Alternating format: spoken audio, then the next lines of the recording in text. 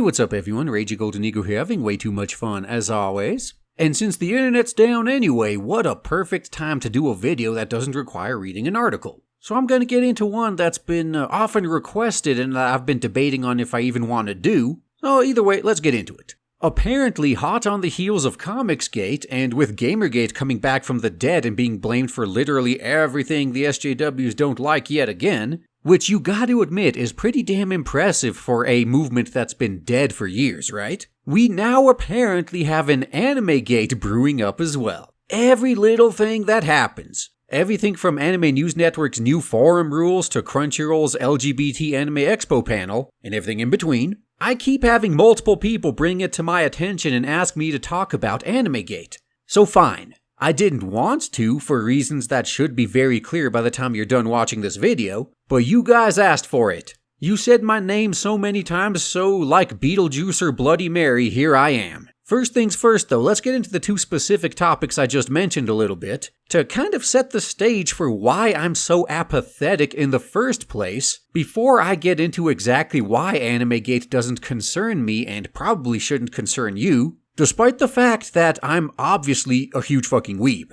So first off, Anime News Network's new rules and how ban-happy they've become recently. Yeah, I'm gonna admit that's pretty sad. And this is mostly because many years ago, I used to actually praise the Anime News Network forums as being among the best forums on the internet at the time, from a free speech to moderation ratio perspective. I remember back in the day, you could actually get into shouting matches with even the moderators, including calling them every single bad word in the book, and unless you were actually threatening to harm somebody, the most I ever saw anyone banned for back then was like 2 months. When someone crossed over the line, a moderator pretty much stepped in and said, yeah, you clearly need some time off to cool down, so bye-bye, see you in 2 months. And that was it. Nowadays, you get permabanned for calling someone scum. But it didn't affect me at all because I actually left their forums years ago once I saw the SJW infestation taking root. I've been around since the beginning of the internet, you know. I've seen this same thing play out many times before. I saw the writing on the wall and just left. So it honestly doesn't surprise me whatsoever that I was right.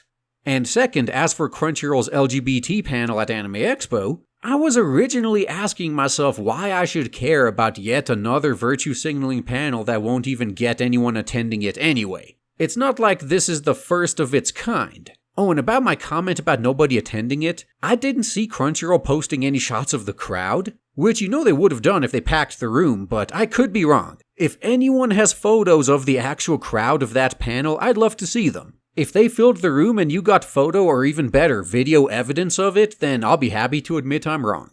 But either way, even when I heard that they apparently had at least 2 known scammers and con artists on the panel, that didn't surprise me either because, like I just said, I've been through both Gamergate and Comicsgate since the beginning. I'm kind of used to the other side accepting known con artists and calling you a bigot if you point it out by now. So used to it, in fact, that I didn't even bother double-checking if those claims were true because I cared that little about the situation in the first place. And it's just something I've grown to expect.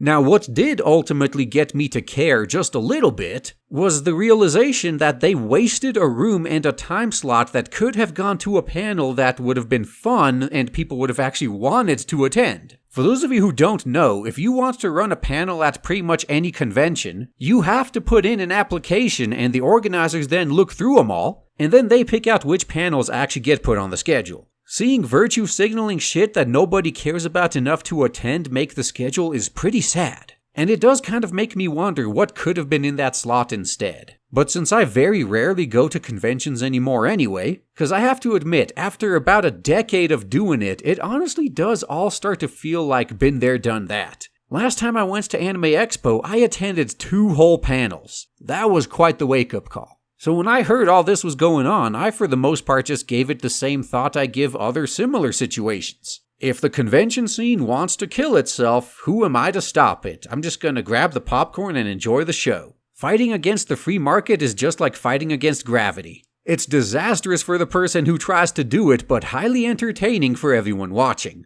And when it comes to conventions themselves, they've slowly been getting a lot more SJW in their rules and policies anyway. Over the past few years, I've used the line in videos before that going to conventions in current year is starting to feel like going behind enemy lines. So towards the end of the time period where I was going to conventions on a regular basis, I was pretty much only showing up just to check out the dealer's room and hunt for rare shit I can't even find online. These days, if I ever go back to another convention, it's probably just gonna be so I can meet some of you guys in person who happen to be there as well. That's it. But those two situations are for forums and conventions respectively. Community issues, pretty much. And I'm not really an active part of the anime community anymore outside of my YouTube channel and Twitter account anyway. I don't participate in any other forums or websites. Well, non-hentai forums or websites anyway. So I can hear people saying now, even if this doesn't affect me anymore, the real concern, what I really should be worried about, is that the localizers may start pushing their agenda into their products, right?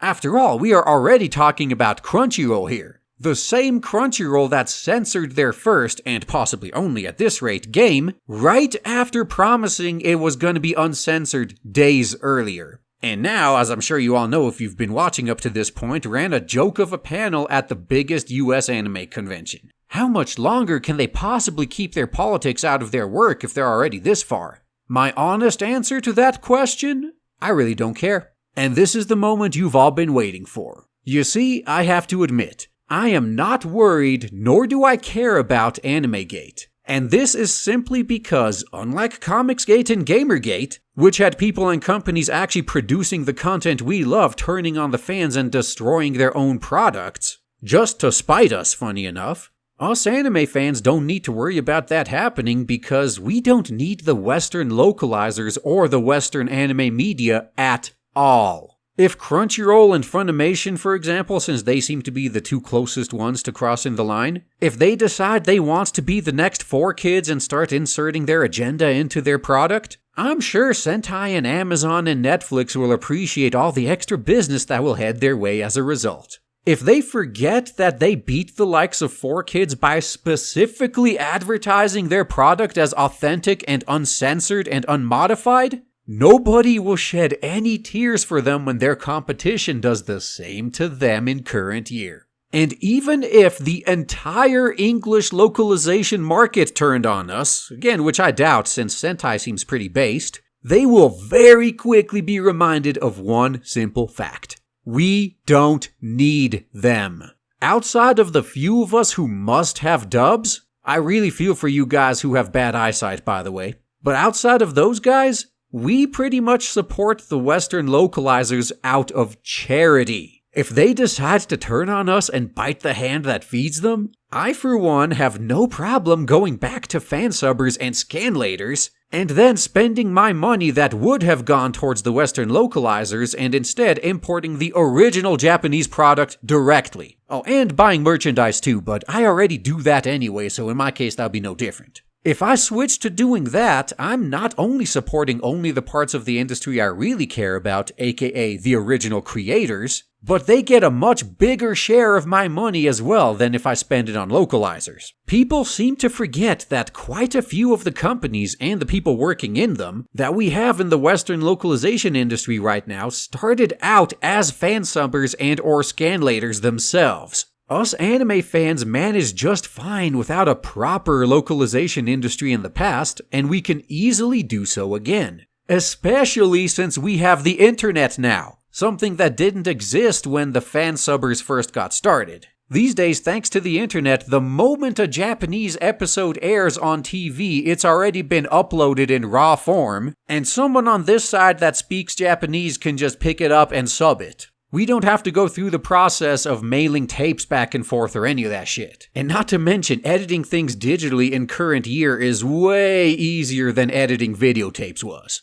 We have it so good right now. We have all the power. But like I mentioned, the only exception of course are the dubs, but there's even some hope for you dub fans out there. I've seen some pretty damn good fan dubs and fan parodies on YouTube over the years that, in my opinion anyway, give the official studios a run for their money. Imagine if these people also opened up like Patreon accounts and you could support them and motivate them to do more of it. That would be freaking great. So yeah, your move, localization industry. Do you really want to poke this hornet's nest? I honestly kinda wish you would, just to see the resulting shit show and of course to give me weeks worth of video content for my channel. So if you want to help a brother out, feel free to. But something tells me that they are actually smart enough to not do this. There's a pretty good reason that Crunchyroll doesn't insert their politics into their subs, and honestly, they continue to license quote-unquote problematic shows. Cause let's face it, as much as they love to push their agenda and everything they do outside of the subs themselves, so far anyway, they're smart enough to know not to mess with their main product. They know, as former fansubbers themselves,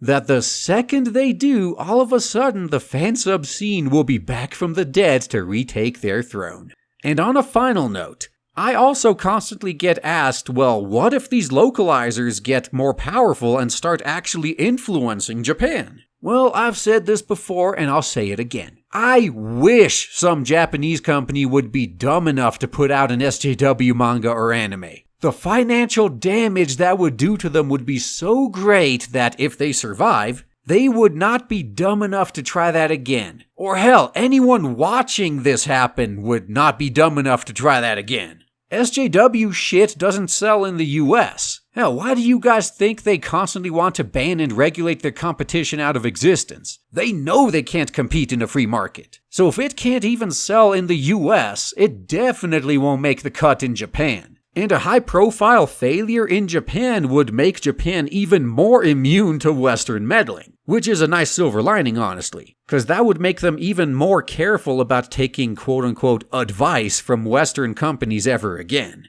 And this is especially true when it comes to manga, which, as we all know, is the source of many anime in the first place. Some people are freaking out that they are attacking manga right now, and they point to some virtue signaling shit like, oh hey, check out these 5 manga by female people of color creators that's getting shopped around. That's their proof that the manga industry is under siege by SJWs. And for what it's worth, they're right, it is an attempted attack on it. But like pretty much the rest of this video, I'm not worried at all. All I have to say about that is, they are in for a very rude awakening if they think they could push that shit in the manga industry without actually having a good product. The Japanese manga industry is savage capitalism in its purest form. The competition to stay published in these magazines is so great that people are literally working themselves to death just to make sure their manga isn't at the bottom of the user surveys long enough to be the one that gets replaced to make room for a newcomer. These people's lives literally depend on keeping their fans happy. So if their fans aren't happy, they're not gonna do it. When it comes to the manga industry, they don't have the time or the money to give out charity slots for SJW shit.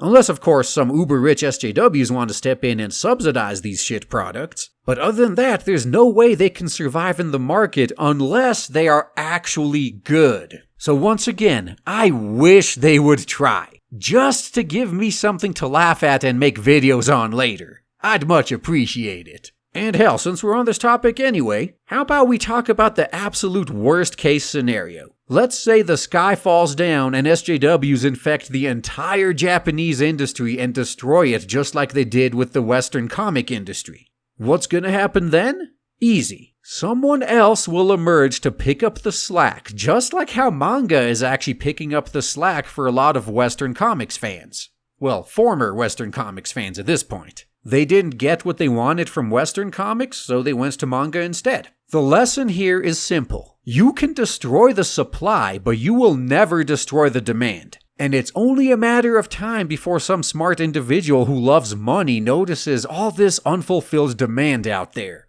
So there we have it.